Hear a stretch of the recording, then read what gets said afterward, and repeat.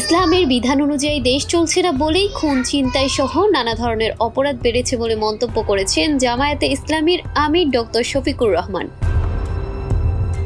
তিনি বলেন, এমন পরিস্থিতিতে দেশে ইসলামী শাসন জরুরি। আজ মঙ্গলবার রাজধানীর কাফরুলে দলটির এক ইফতার মাহফিল অনুষ্ঠানে একথা বলেন তিনি বলেন, দেশ অনেক ধরনের শাসন দেখেছে, এখন প্রয়োজন আল্লাহর শাসন প্রতিষ্ঠা করা। বিগত সময়ে বিভিন্ন মতাদর্শের শাসনে দেশে শান্তি ফেরেনি, এখন সমাজ থেকে বৈষম্য দূর করতে হবে। এই সময় ইসলামের শাসন প্রতিষ্ঠায় সবাইকে ঐক্যবদ্ধ হওয়ার আহ্বান জানান তিনি আরো বলেন, বাংলাদেশ থেকে দুটি জিনিস বিদায় করতে আমরা যুদ্ধ করেছি, তা হচ্ছে দুর্নীতি ও দুঃশাসন। মানবিক ও কোরআন ভিত্তিক বাংলাদেশ বিনির্মাণে জামায়াতে ইসলামী সকলকে পাশে চায়।